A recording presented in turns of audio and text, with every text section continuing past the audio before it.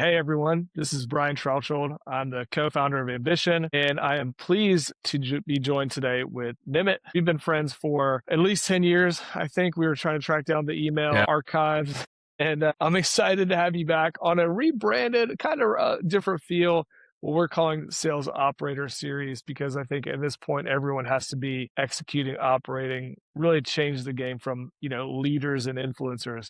But Nimit, please introduce yourself. Yeah, absolutely. Brian, it's great to connect with you again. Nimit Bhatt, head of sales at DemandDrive. It's great to have you back in. Since we last spoke, you were running a whole SDR team at Memory Blue. You kind of built that from the ground up, and now you're on the enterprise services side and scaling that up. If you're jumping in and you've got a person, early career, and they're coming from early stage AE or BDR, SDR, whatever, and they say, Nimit, how do I grow my career? How do I advance in, the chaos that is sales and revenue orgs right now? What are you telling them, like the playbook or the tactics that have worked for you that you think are still applicable today? Yeah, for sure. I think first it has to come down to your individual performance. So you can never lose sight of that piece of it.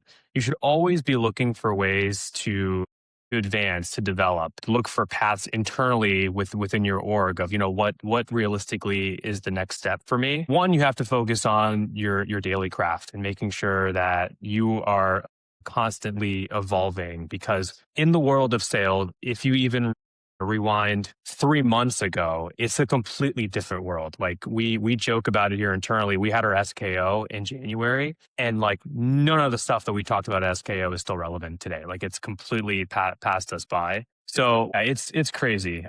There's a lot of great stuff about it. And it's really a lot of exciting stuff for us specifically. Someone that is in a sales role right now that's looking to develop to go to the next step. One, it's making sure that you are doing everything in your power with the control that you have over your pipeline, your numbers, your close rates. But then it's, how do I enable myself even further by leveraging AI, right? Like, how can I make AI my friend to make me a better seller, not to the point where it's replacing me, but it's making my conversations more powerful. It's making my follow-up in my deals a lot better. It's providing me with better research going into calls. It's not just, unfortunately, what I see a lot of reps using it for now is sending out mass emails, and right, personalization at scale. But it's like that game is just, it doesn't work anymore. It's over reliance on it. So you have to sort of be the one to separate yourself there, show that you are evolving with the way that the sales world is headed, because that's what it's going to take to move into a leadership position. Because at that point, you are now responsible for a team of sellers, responsible for coaching and developing.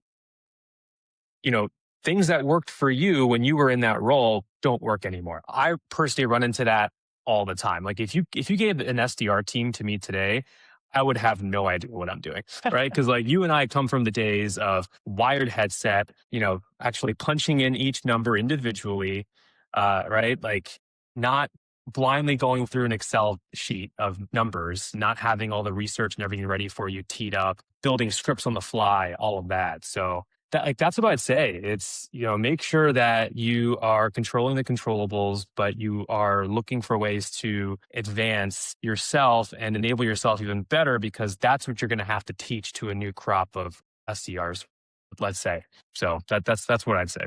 I mean, there's a ton of things that I think anyone could say that's 100% right. One of the things you said specifically about not letting or doing things that the AI doesn't replace. And I think that's really interesting from a seller standpoint, really all the way up to leadership, because I think there's just so many of these kind of like in the weeds parts of the process that have, we were doing them because they were always done or they had been done that way beforehand. And, when you say that, I'm kind of curious, like, okay, well, what is a seller who's saying, okay, what is the AI not going to replace? Or what is the AI going to just enhance what I'm already doing or what I could do? Like, give me an example of that, because I think that's like really, really interesting. So I think it comes down to a couple things. So for me, the majority of my selling experience has been selling services. I had a brief stint selling straight software, but for 85% of my sales career, I've been selling a service, which is something that you can't pull up and show in a demo. A lot of times you're selling Great hopes and point. dreams, right? Because you don't know until you actually, begin the work. And selling services, in my opinion, is 150 times more difficult than selling software, right? I mean, We disagree. yeah, We did yeah. Come the on. software Yeah. people disagree. Yeah. Come on. But so with that, it just requires an extra level of truly understanding the problem that you're solving for a potential prospect. And, especially here at DemandDrive, we have so many different kinds of services that we can sort of position and put in front of a prospect and helping them build the most optimal go-to-market strategy for them for where they are at that stage. So AI for my sales team has just become an extra set of ears to listen out for all these things, right? So they can focus their time on having really intentional, deep discovery conversations with prospects because they don't have to worry about writing everything down. They don't have to worry about it's easy for them to go back and recollect things from the conversation. And that ultimately that leads to a better relationship with the prospect. It makes you sound more genuine. They feel like you're sort of rowing the boat with them, and especially in a very crowded or competitive space that I find like we find ourselves in. Those are the little things that help kind of guide the process along a little bit faster and build that confidence with prospects. So one is being that extra set of ears, and it all comes down to the professionalism in the follow up, what you actually provide to them, the value that you can actually provide to them, going back to those conversations and leveraging AI to build better collateral for you, right? Having a database to be able to refer back to that's very specific to their exact challenge, and it just creates better follow up material for them. And so I have them leverage sort of that piece of it, just going back to those conversations. There's like an irony, and I agree with all that stuff, especially the like, okay, you can turn off your having to be like you're not listening with like, cool, what am I going to say next? You're listening with like, I'm actually paying attention, and the AI is going to like remind me of these different things later, or like make sure I cover these things in my action plan. But it's just like the human element, because I think like before a lot of these tools, before we were doing everything on Zoom and we are Yeah. doing, scripting a whole cadence of emails or whatever, that era of salespeople kind of pre all the SaaS tools had to just be really good in those situations and had to be really Yeah. good about like, how do I connect? What do I think Nimit's going to care about? What am I going to say when I see him? And I think we lost some of that like muscle Yeah. memory or something. I don't know. But it's coming back, I think, to your point. Yeah, yeah, I think so. I think, having Zoom and being sort of the standard of being on video also changed it. Like back in the day, you could be in a conference room on a spider phone Yeah. and it's you and the prospect, but you could have your manager in the room with you, you could have the technical expert in the room with you. Prospect doesn't know, but you could go on mute, ask a quick question, unmute, Yeah. right? Like, Yeah. those kinds of things. Yeah, and so it just requires you to have to sort of be more intentional. Yeah, I think it is making a comeback. I mean, unfortunately, I still, whenever I do take sales calls for technology I'm interested in or anything like that, a lot of salespeople still fall into some of those traps. But that's one way to truly separate yourself is just know that there are a lot of folks that you're competing against that are not leveraging this powerful technology at their fingertips and running every call sort of the same. And you have the opportunity, as long as you're provided with the right tools, to have a very, very intentional conversation with a prospect about their challenges, what they're trying to solve, but then also understand all the other steps of the buying process, which I think is the major gap. Like I look at AI to figure out, like, how can AI help me figure out what I'm missing? Because when you're in the calls, it's very easy to forget, oh, I forgot to ask about the paper process or how long it takes to go through legal. So I've built sort of prompts out of the transcripts that we get from calls, and one of the pieces that it asks for is, tell me what I'm missing. Like what did I not get from this call? Like look at this through the lens of a veteran salesperson following these types of sales methodologies. What did I not get? And if you have multiple conversations, we connect it into Claude and you can have it go through all the conversations and be like, hey, you're still missing these key pieces of information. I think that's great. Well, and that like brings up a symptom of what I think we fell into, and you're still trying to answer these same questions, but every org has the playbook, the process, and the things they want to make sure they know. What does the procurement process looks like? Who needs to be involved from legal? Whose budget is it? Whatever acronym methodology you're using. But what happened at some point is we turned those into fields in Salesforce, and then like we turned those fields into steps in the like qualification call or like the next call or whatever. And it's like, so Nimit, who at the company is going to Yeah. decide the budget?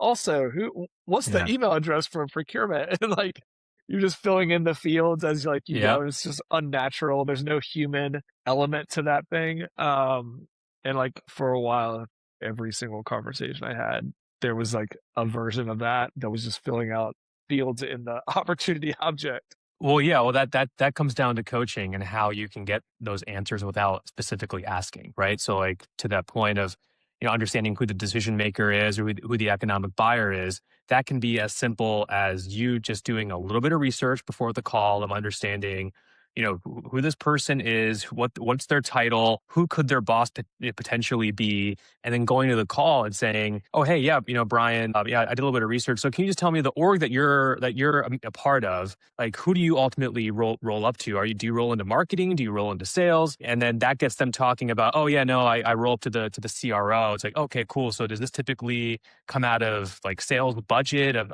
a program like this, or would marketing have a piece of it? So you can ask those types of questions to get to the same answers without sort of going through a checklist. That's a great example that any rep, but certainly newer reps or maybe people newer in their career in sales, I think could really benefit from. But it also like shifts the perspective from like I'm on the opposite side of the table to like I'm on your side of the table. Like you're tell me how this works and how I can help you get through whatever the puzzle is of the maze. So I love that. That's fantastic. While we're talking sales and we have a couple minutes left, a part of the new series we're doing here is I just love hearing sales stories, good, Yeah. bad, otherwise. I kind of call it sales lore. Like if you're at a conference for any amount of time, you start hearing people's like sales lore. So Nimit, like it could be a win that we thought we saved or we pulled out of like the jaws of death, or it could be a disaster where we thought we'd cross the finish line and we didn't. Hit me with a sales war story. So there's one that just always jumps out to me whenever I get this question. And so I'll say I can't take credit for this. This was actually a call that one of the sales managers that reported to me that he was running. I just, even though I wasn't on the call, I felt like I was because of just how amazing and how beautiful of a moment this was. So shout out Brandon Eyring. I hope he sees this I and, love a and, and, show. and Yeah. and recalls this. So there was a deal we were running. It was a fairly large deal for the organization with a fairly a large TCV tied to it. And we had multiple conversations with a gentleman in procurement. But our favorite person to speak with as part of the sales process, he was just this very procurement kind of person. Wasn't really budging on a lot of things, was asking for sort of things that were unreasonable. We gave in to some of those, we compromised. There was one specific clause that we just could not change. It was one of those where like it would have been a deal breaker. Like we're not going to budge on this, or else we don't have a deal, which is a really tough situation to be in as a seller. Very hard. Basically I told Brandon, look, I will, you have full reign on this. Like however you want to play this, but like we can't budge on this. So he shares the recording with me after the call, and it's this procurement person was like, okay, so about this specific clause, we want this. And Brandon goes, no, like we're not going to do that. He's like, so you're telling me that you're not going to change this to get this deal in? And he's like, yeah, that's correct. I'm not going to. And goes completely quiet. And it was the most awkward, like 45 seconds of complete silence. And then Brandon grabs a Starbucks cup, takes a sip, and you hear like the whole sip of the Starbucks cup and putting it down. And it was like another like 20 seconds of silence. And he just goes, are you still there? And he's like, yeah, no, I'm listening. And the deal ended up closing, which is great. But it was just one of those just like, what are we doing here kinds of moments. And what that really taught me, and whenever I tell the story to other people, it's just at the end of the day, you have to understand whether like how much leverage you actually have in these deals, right? Like sometimes you have to look at deals of like, hey, you know what? You actually need us more than we need you. And when you kind of Yes. create that, this is like an old school John Costigan sales of like, like I don't need this deal, like having that independence. And once you sort of detach yourself from that outcome, it builds a lot more confidence in you as a seller, and you can have these types of moments. And so I I just thought love that that. was I thought that was just great. Yeah, when prior to this call, when you mentioned, hey, we're going to talk about some war stories, I was like, oh man, like it brought back so many good memories. It I was just it, it think was a good time. I have like I don't know, second order like pride in this in Brandon for Yeah. just sticking with the Oh, it was the silent. best. That's such a It tough was the move best. in the moment. Yeah, and he's only gotten better since then. It was a privilege to be able to work with him at that time too. But I'm sure he's done it multiple times since then. I hope he kept that Starbucks cup. Maybe he like washed it out, but kept it Like as as, it's on as a his desk, souvenir. like Oh, with the TCV written on yeah, the cup yeah. now. I hope so. Spray painted gold or something. Oh man, that's fantastic. Okay, I'll get you out of here with just one, and you can make it as short or long as you want to. But like we're kind of probably both in a world where the noise around what you should be doing, what you shouldn't be doing, what new thing you should be utilizing, what different process you should be doing, all that stuff is constantly being talked about on LinkedIn, wherever. Like what thing or kind of I don't know. I guess the new age conventional wisdom, what's hot right now, what that falls into that category are you like, this is actually totally wrong, or you think is completely misguided? So I mean, there is sort of what I heard referred to as tool fatigue out there, Mm. that a lot of sales teams just throw a bunch of tools at their team and say, use all this, where we're paying all this money for it. And I think there has to be some of that consolidation happening and looking for more powerful tools, like a tool like Clay for like data orchestration that can kind of replace a lot of those. We're seeing a ton of success there. But yeah, I think it's that more tools means more productivity. Right. It's very easy. It's sort of like I call it the Notion example, like the tool Notion. Like it's so cool. It can do so many things, but it's very easy to like, it sort of can complicate things as well Right. because of just all the different things that it can do. And so I think that piece of it is misguided. I think there is an over reliance on bringing AI into a sales motion or sales process. I think everybody wants to like be AI forward, AI focused, and they think that just means going and buying all this technology. Here we've done sort of a pretty full analysis of a lot of the tools out there and identified a couple that we think are really strong that sales teams should be bringing on. I think that's the big misguidance that we're seeing right now. It's sort of this one spectrum of let's go full AI, let's explore using AI SDRs and everything. Yeah. And then I'd say on the other end too is this sort of folks that are clinging on to this traditional like outbound motion of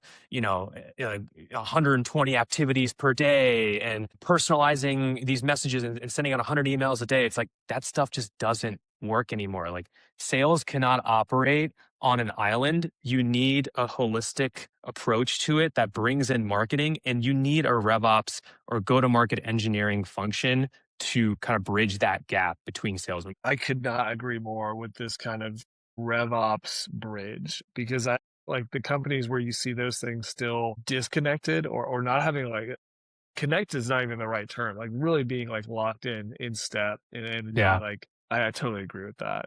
It's funny, like something popped in my head. It's almost like this. Maybe we'll end up with this like weird, like artisanal approach to like people who are doing sales, like the old way. I don't know. That's fantastic. I do think there's a balance, and it's interesting to hear kind of the tension between the discourse out there, which is kind of like AI everything, AI in every process, a variety of these like really powerful tools in use. And then maybe the other side of that, which is like we could be over complicating it, over AIing it. I'm not even sure if there's a term for that yet. But yeah, it's the super We could ask interesting. AI to come up with a term for It would us. come up with a handful of really good options. Yeah. I would Yeah. just put them straight onto LinkedIn, and I would claim it as my own. The But the no, this is the RevOps piece is actually really interesting too, though. I mean, that's sort of what we're seeing too. Is we have folks that come to us and say, "Hey, I need SDRs," and it's like, okay, in the old world, it's like, yeah, sure, here you go. But now it's, well, let's take a step back. Like, let's talk about your overall pipeline goals. Like, why are you not reaching those? And maybe